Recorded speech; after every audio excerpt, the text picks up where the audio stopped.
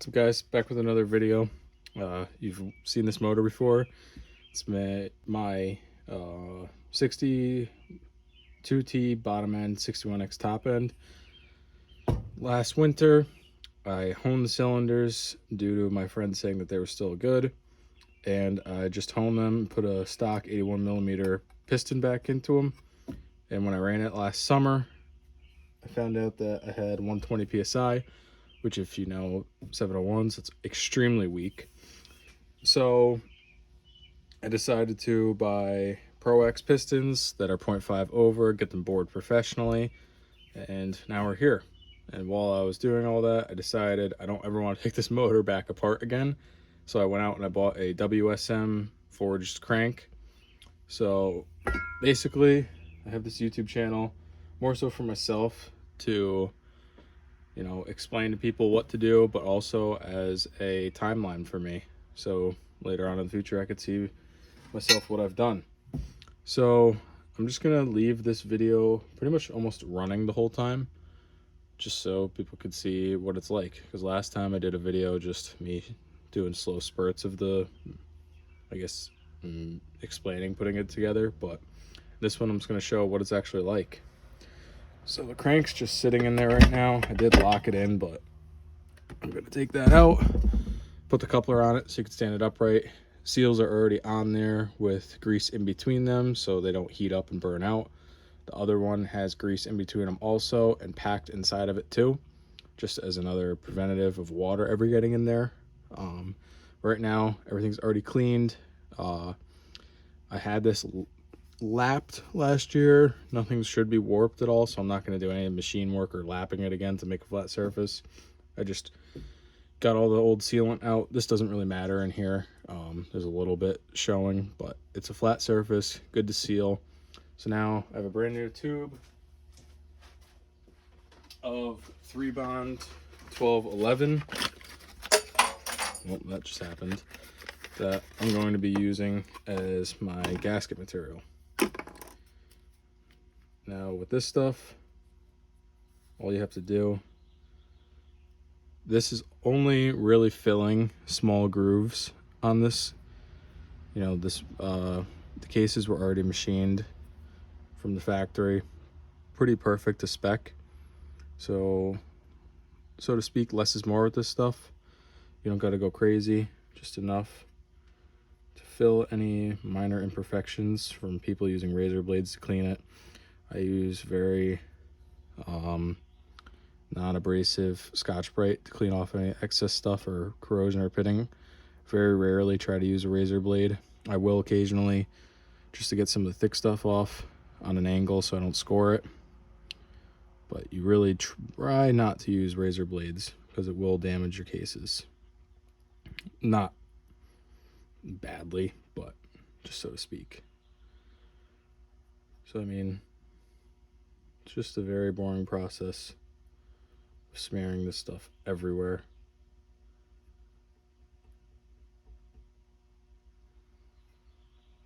So to be honest, probably just gonna cut the video here because it's gonna be like 5 minutes of me just putting this stuff everywhere. So I'll be back. All right, just finished up. So as you can see, there's a thin coat all over this, thin coat all over this half too. I just go back and I kind of like wipe it away from the edges. There shouldn't be much. It's gonna it's gonna like spooge over a little bit, which is not a big deal at all. You just don't want to put this super thick because as soon as you smush it down, it's just gonna go all over your bearings. But now I always put my cylinders down on the bottom, because when you go to drop your crank in like this, you drop your rods down into your cylinders like so. So now your crank's gonna rock because you gotta find the center like that. Then you spin these. This little dot will line up with another pin. There's one here. Get your main bearing. That's locked. My seals are in place. Now you can spin this guy. He's locked. Middle one's locked. Same thing. Get this one. Gotta go back. locked. Now the big one up front, locked. So all my seals are in place. Double check. Yep. That guy's in, that guy's in, and in. Front seal's on. So everything has been coated. Now, I personally don't coat my whole seals. So all I do is take a little bit, just wipe it right in the corner, which you can't see, but you'll see this one. Same thing, wipe it in the corner, wipe it in the corner. Now it's just going to be able to smush in there and, you know, get a little bit of a better seal in the corners. Not 100% necessary, just from prior things that I've seen people do. I don't know. It's all about your personal take on it. Everyone builds an engine differently. That's what I'm going to go into next. So my dowels are in, dowel and dowel. Now you can take this and drop it in. So the last time I built my engine, I ran all of my case bolts in with just anti-seize. People either run full anti-seize, they either run nothing, or they run Loctite. I ran just anti-seize. I run primarily fresh water. I'd never put my stuff in salt water. So this time around, well, last time I should say, if you could see right here, there's no powder coat here, still powder coat, still powder coat, and there's no powder coat on this one. That was because my bed plates loosened up completely and ended up destroying my dampener in here. I thought my motor mounts broke, but like I said, it was all my bed plates. So this time around, since I don't run salt, I'm deciding to put Loctite on everything. I went into the manual that I have and looked at what Yamaha calls for and had it written down. It was like, whatever, 572, let's say, Loctite, which is white, which apparently in the US is like extinct for some reason. So it's basically just a pipe sealer. So I went out and Permatex makes one, and it's the same exact thing. I read it on Green Hulk that it's Permatex high temperature 59214. It's the same thing as Loctite white. It's literally a thread seal, or it's like a pipe sealer for metal piping that they use. It's a low strength. That way, if you ever need to get into, oh my God, these bolts again, you can. So it's better than nothing. I mean, I personally would have put red Loctite on, but if they don't call for it from the factory, they don't call for it. So here's a long tedious process of this. I'll get back to you once I'm done putting Loctite on all this. Now I put all the Loctite on there, and then you're going to torque them down to 15 Newton meters, and then I believe it was 28, or you could do 11 foot-pounds or 20 foot-pounds. Yamaha puts how you should be torquing them down in an order on it. I personally don't like following it. I always do an X pattern, just get an even torque. And then on my final pass through to double check everything, I go through Yamaha's torque pattern. I don't know, kind of how I've been taught, or just do it my own, but right.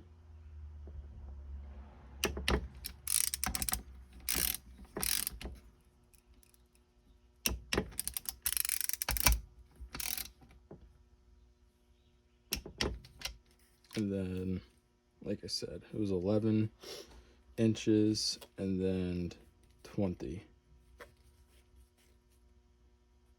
Or no, it was 11 foot-pounds and then 20 foot-pounds, or 15 Newton meters to 28.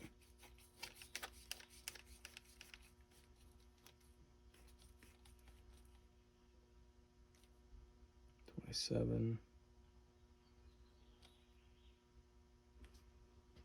28.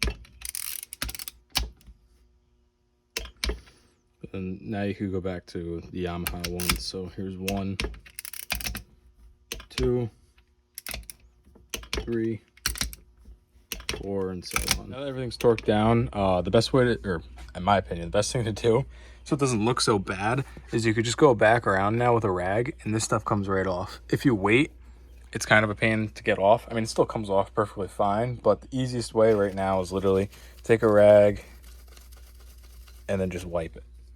You don't have to do it, but in my opinion, it looks a lot better than seeing this stuff smushing out everywhere. So I'm just going to take 5 minutes, you know, like I said, my opinion, you don't have to do it. You can leave it looking like, you know, poop all over it, but I'd rather fix it so it doesn't look like that. And you should always double check. Make sure this spins nice. I mean, that's just the rods clinking around in my cylinders, but everything spins smooth. So I'm going to clean up everything real quick. And like I was saying earlier, the reason why I started to put Loctite on stuff now, like I said, the paint wore off here, but as you can see, all this brown or black on here, believe it or not, like I said, is my rubber dampener. So this completely loosened up to the point that there's no paint there anymore. There's no paint there. All the other ones still have paint for the most part. They never loosened up. But the whole motor was covered in this crap. You know, you could see the color difference in the paint. So, I don't know. Like I said, it's all personal opinion. Everyone could say what they want. But I'm going to go around and put Loctite. So, the cases called for wherever the true quote-unquote Loctite was, which is like $572, I believe, or $552. And like I said, it's no longer available in the US for some reason unless you want to pay a bunch of money for it. So the next best thing for the case bolts is this 592-14, which is just a high temperature thread sealant. And then for the bed plates, cradle plates, whatever you want to call them, this is what you want to use.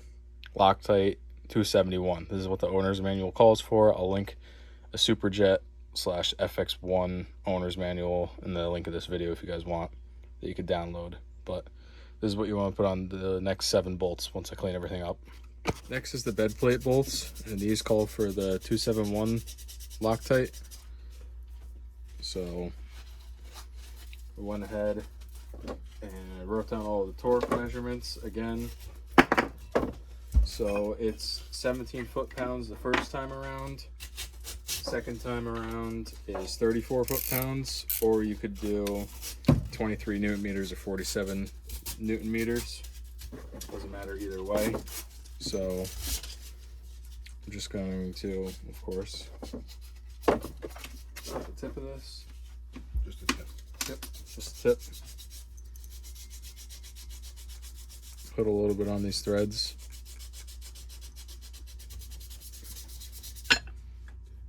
Drop them in. Got my impact, but I'm not going to tighten them with this. I'm just going to get them there. Same thing. Oops. Just a little bit. And when you take these bed plate bolts out, just be careful because the carburetor side is all the same, but the opposite side on your exhaust manifold, there are 3 different bolts. So when you take them out, have the right order, or else you'll probably screw yourself and have to Google it or take another bed plate apart if you have it, like I had to do at one point.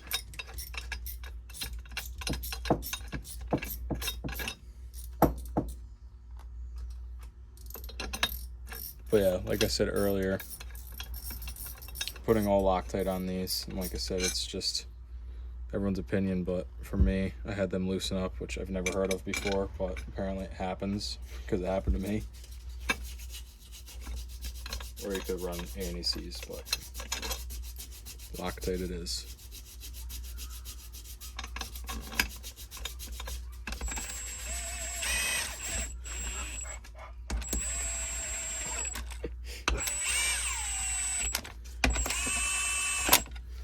Oops. Finger. You're cramping up. Oh. So, yep. In these, you don't have any specific order. It's just do it how you please, but I'll always start from the inside out and kind of go on an X pattern.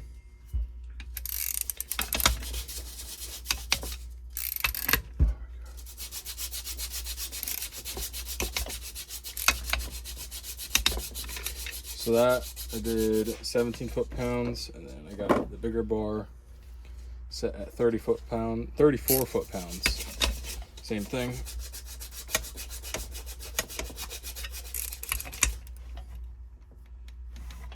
Holy crap.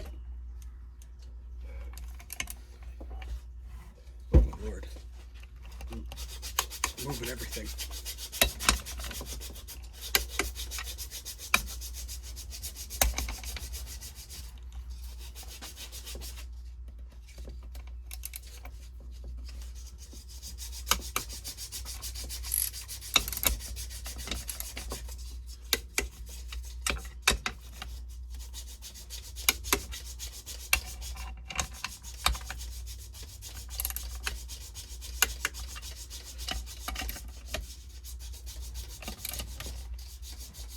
And once you're done, go back there and just double check.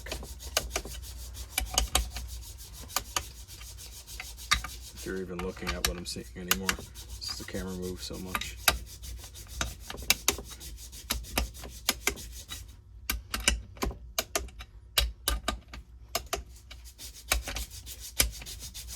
Oh my God. That should be it. Until the next step. All right. Next step on this is I bought a 88 girdle head this time around. I'm putting 35cc domes in it, so since I'm going up in the dome size, which is going to raise the PSI, I also decided to opt in with the actual girdle kit for this. So due to ADA instructions, they say clean the stud kit and either apply it with grease and or anti-seize. So I have an old can of anti-seize that I'm going to use. The stuff is actually god awfully disgusting, so I'm going to do just a little bit.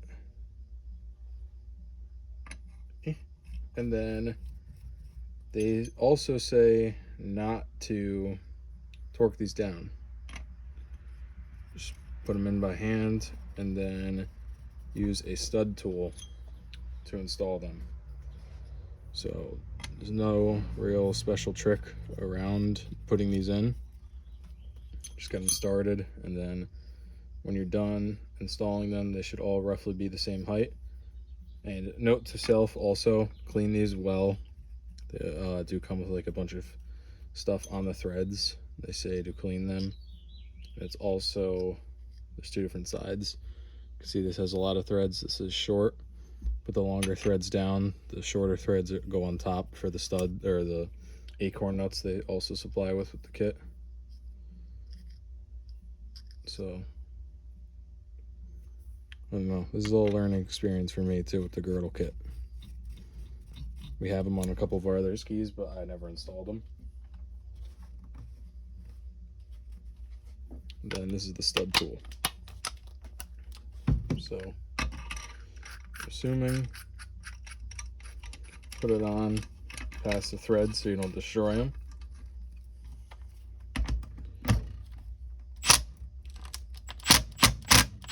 That tightens it, and then put it on until it loosens.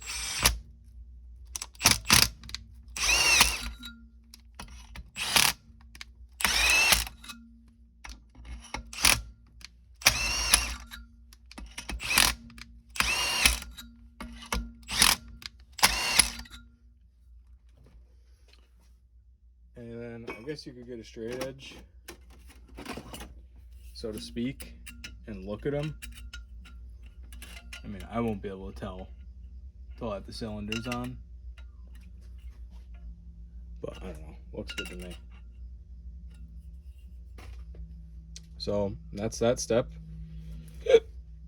Excuse me. Next step is prepping the gasket surface, which mine's already cleaned. I'm just going to wipe it down again with some brake cleaner, get any of the grease off that I just touched with my fingers, and then drop the cylinders on. Also, I haven't put oil down here yet. I'm going to pour them down these channels, spin the crank around, get some oil down to the bearings, and put some oil also on the rod bearings, because everything is brand new. This crank is brand new, so it was bone dry. It just helps the braking process so you don't have to worry about running anything dry. I mean, I'd rather burn extra oil, have it smoke, than season anything up. So I'm gonna go grab some oil and get that in there. So I used this stuff in my last time building this motor too, just an oil treatment. It's super thick, so I pour, that was a lot, but I pour it into all these channels, and it's just going to slowly go down in there. Then I'll also put a little bit of 2-stroke oil. I don't have it down here right now, but I'll go grab some. But this stuff will just help just coat everything.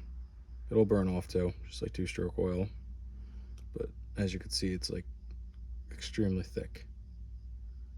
So I don't know, one of my buddies told me to do it. He said it helps during the process, and I'll take his word. And also pour a little bit on the rod bearings. Oh my lord, that was a lot. Same thing. Oh no. Onto those two. So that's plenty. And it'll all just go down. But yep.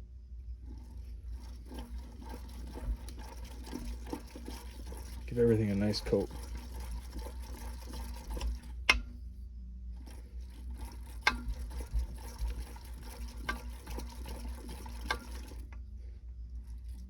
And like I said, I'll get some 2-stroke oil in there too, just for, you know, the laughs of it. But that's that for now. Like I said, now I'm going to wipe all this down, get any of the oil off that I spilt. I cleaned everything on the cylinders. The ports are all clean.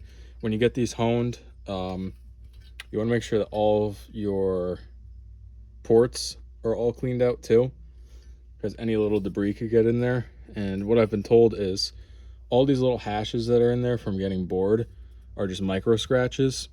So take a rag with some brake cleaner and literally just keep rubbing until the rag is clean. You don't want any debris in there. All these scratches will hold stuff. I mean, you don't have to go crazy, but get as much out as you can and flush all these ports out. You know, that will also hold all metal shavings in there on both sides. Then clean all this and put a gasket down. All right, here's the fun part now, installing your pistons. I'll do one piston. You guys could just, you know, repeat and do the same on the other one. So I got a little bit of 2-stroke. Oh god, that was a lot. Pour it on this, and then slide it on in. You also got to get your wrist pin bearings, which I forgot. Just give me one sec.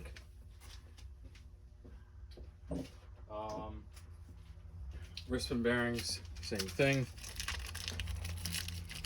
You know, I like to take them and then pour a little bit of oil into a cap or something, almost like you're packing a bearing. Just keep rolling it in it, get it all coated until you can see it come out the other side, inside of your bearing.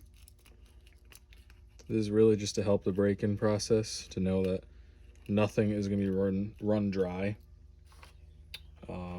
Then go from the underside, drop it in just for now. And now I like to hold this up. Now the arrow is pointed on top to your exhaust port, F to the front. So when doing this, you have these retaining clips, I forgot what they're actually called. And like I said, when you're holding this up, this is your inside one right here. So this one's the hardest to get to. So I will start this one. when you do these, you don't want to stretch these. So the best way to do it, I found, you push in and get the tips seated, and you'll have a little bit sticking up right here, and you can either push it down with your nail if you have longer nails, or use a screwdriver. And make sure these are fully seated all the way around. Now that's all the way in, you can take this, get a little bit of oil on your finger, put it inside of here. You could pour more into those holes, but you'll take this, pull this back out. I just slid it in there for an example. You put your bearing in here, it's already oiled up. Then you'll slide your piston over, pull this rod up so you could actually work. And then this can get slid all the way through. So now that is resting there, your bearings are in there, everything's in there, nice. So before you even remotely forget, take this and put it on the other side. Same process, but now you can't see what I'm doing since the camera's propped up. Push it in, don't stretch it, make sure it's seated all the way around flush. If one of those comes off, say goodbye to all your hard work. So now that piston's in. But also put your rings on while you're here. Another simple process.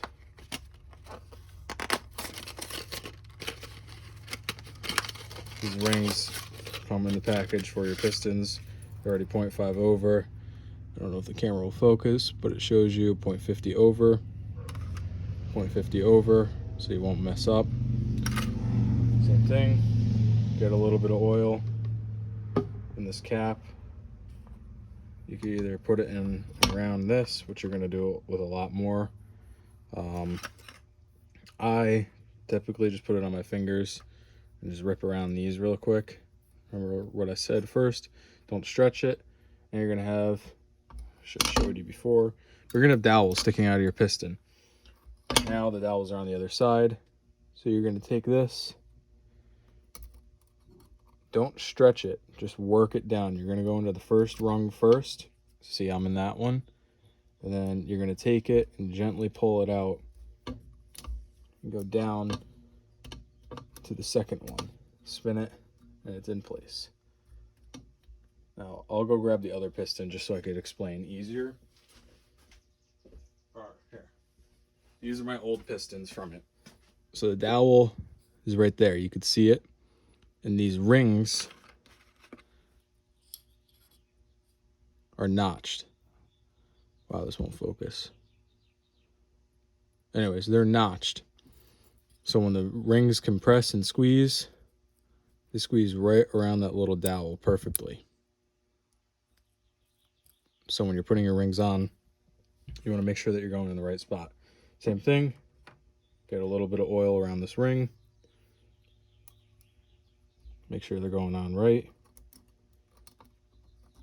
Slowly work it, and now they will compress perfectly around that notch. And you always just want to double check, so when you're sliding your cylinder over, you're not kicking yourself. So those are all good. Now you could take a little bit extra oil, just work it all the way around. I mean, the more oil, the better. It's never going to hurt. It's a two-stroke. That's what they're made for. Like I said, the first time you're running it is your braking cycle, so it's going to smoke. I rather have more oil than less. So now that one's done. Same thing on the other one. I'm not going to take the time and show you. I mean, I take my time doing it, so don't rush through it. But I'll get the other one situated now. All right, so on the bottom side of that gasket, on the cylinder cases themselves, I painted some more 1211. Just did the same exact thing on the bottom of my cylinders. So like I said, I don't know, people don't like doing it. I do it. I don't care. It's my motor. I just want to know that I have a good seal. So now I'm just going to get a little bit of oil, wipe down the inside of these cylinders, and attempt to seat these rings.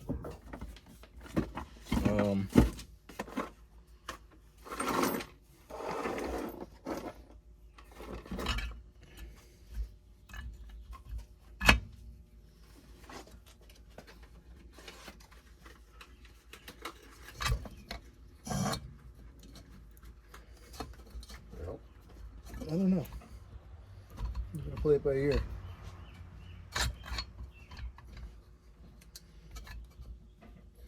Yeah. It's not a toy for you.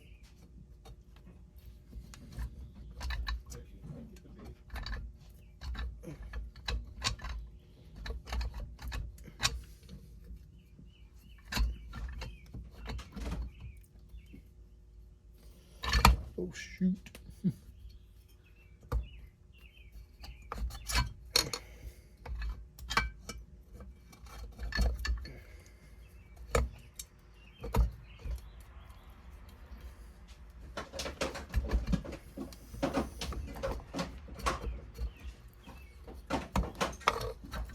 There's one. The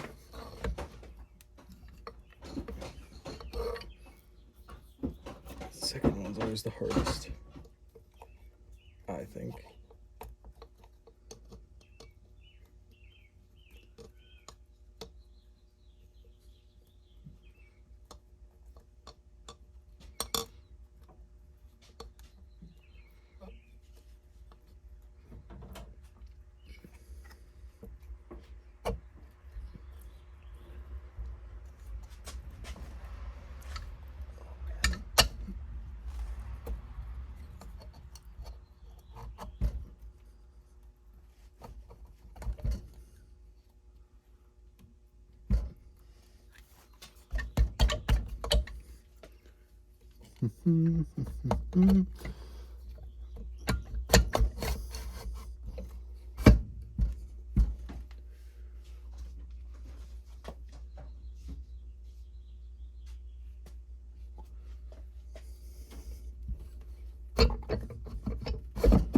Voila. And that's that. Now, take a little bit of two-stroke.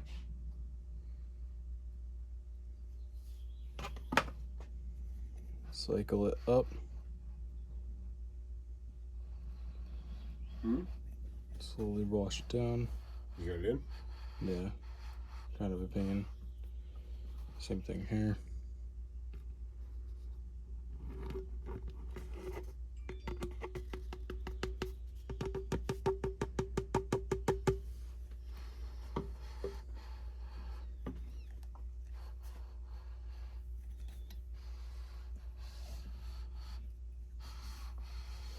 And that's that.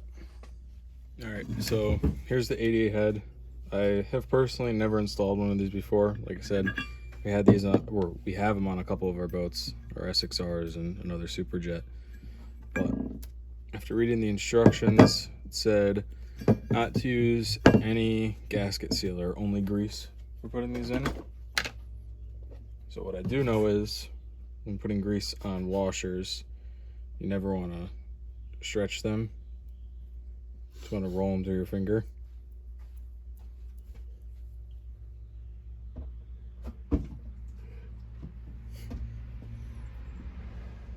So do that on all these. The grease, I'm assuming, is just to keep it in place for the installation instead of having it roll all around on you.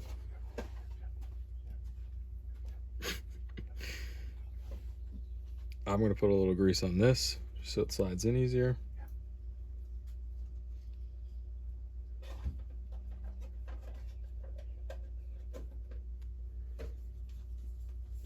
Then I don't know what that marking is. These I ordered and they should be for about 185 psi, 190. Oh my god.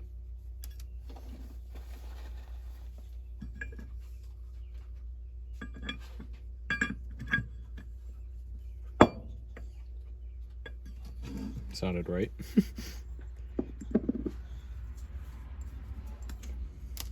Same thing.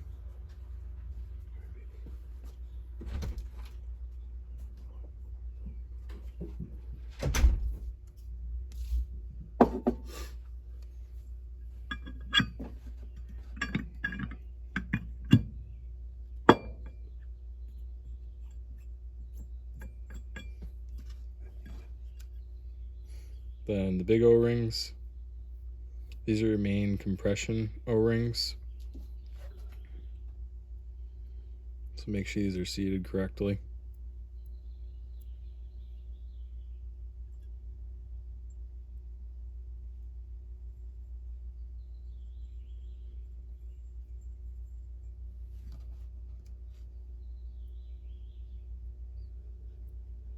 And then other videos that I've watched from people installing these, the main O-ring that goes around it that looks massive compared to the head, everyone always ends up cutting it. Like I said, I've never installed this before, but I've read that it's a big no-no to cut it and glue it. So I'm going to try my best to not cut this. Just not stretch it anywhere, just slowly put it down. I feel like that's the best bet. But we'll see how it goes.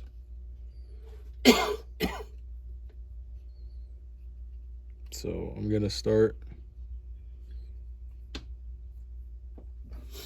one corner, I guess just work my way around.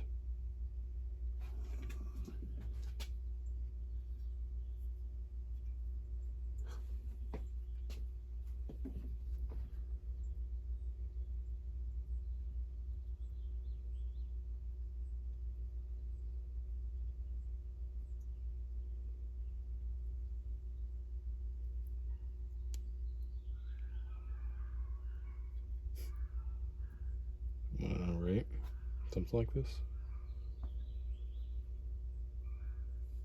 Would you do this? Yeah, just don't stretch it.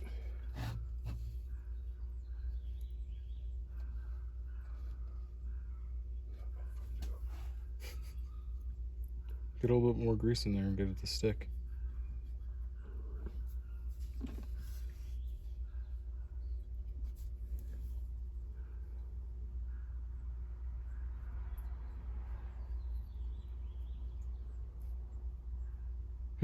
Push it.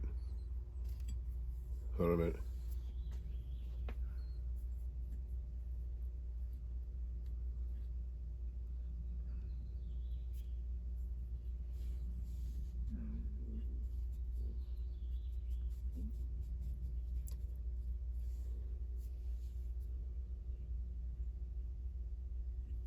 I don't know, maybe we're pulling tight in corners. Maybe loosen it.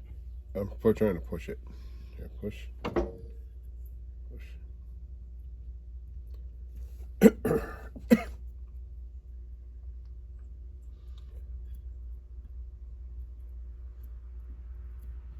Hang on, pull it back out. Alright, so I ended up pausing the video because me and my dad were trying to figure it out. But what we did was just start in a corner, load it with grease, and keep pushing the washer back to where you came from to fill where the rounded voids are. And then I just went around all the like corners, so to speak, and just filled it with grease just so the washer would stick. I'm just gonna wipe most of the excess off. I mean, I'll clean it up off camera, so you're not just sitting here. But that was the best way to do it. So no, you don't have to cut it. I mean, if the factory put it to spec to fit like that, then it probably will fit. If it takes a little bit longer just to manipulate it, just take your time and do it. So I put the motor or the 88 head on.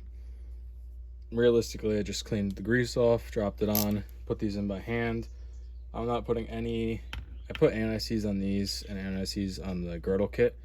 And then due to the instructions, it says first torque the head bolts to 15 foot-pounds. So we'll do that. And it says always torque bolts working from the middle out in a crisscross pattern. So like I said in the cases. So Can I hold it? sure.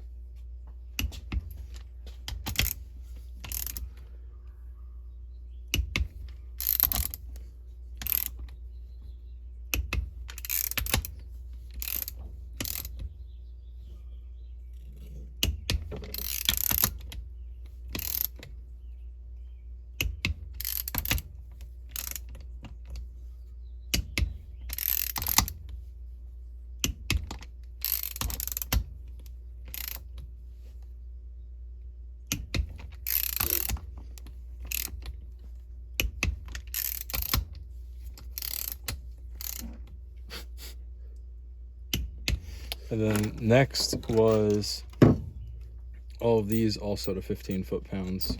So probably cut the video while I get all these on real quick. Same thing, all these to 15 foot-pounds now, working from the inside out.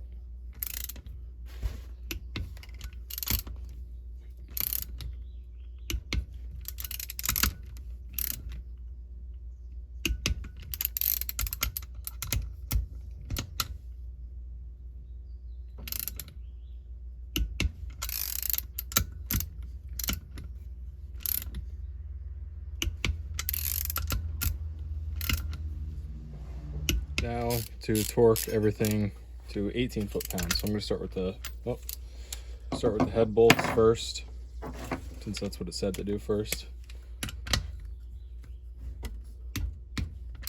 That's a weak jump up, but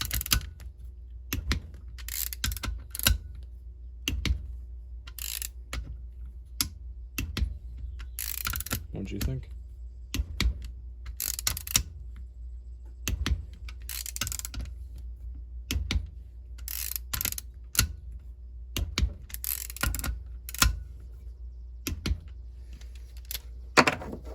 No. The nuts itself. These nuts.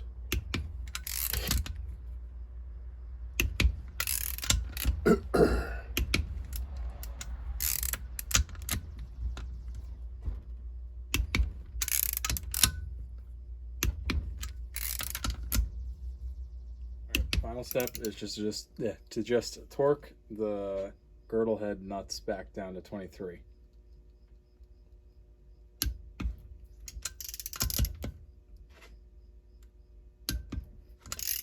Like I said, go from the middle and work your way out in an X pattern.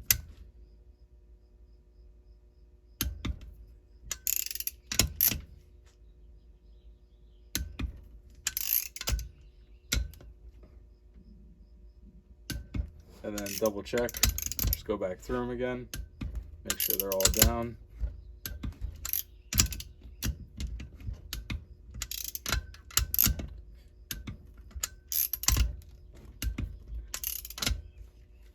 Fingers. You're good.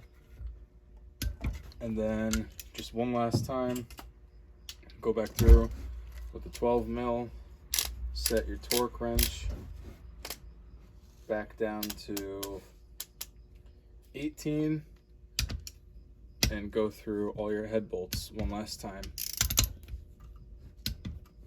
Doesn't matter the pattern, since they're already all torqued, you're just double checking. And after your first or second ride, when you do your heat cycle, or like your second ride when you actually get on the motor, just go back there and retorque it. I mean, they shouldn't loosen up, but who knows after everything settles and your O-rings settle. But that's pretty much it for this video. Everything's pretty much done. I went over putting a crank in there, a new one, WSM crank, and putting Loctite and what Loctite goes where, and installing a girdle head. So this motor, like I said, WSM crank, new crank seals, ProX pistons that are 0.5 over, and then 88 head with, I believe they're 35cc domes, which should put it around 185, 190 psi. And then this is the pink motor, 62T bottom end, 61X top end for my 94 SN Superjet.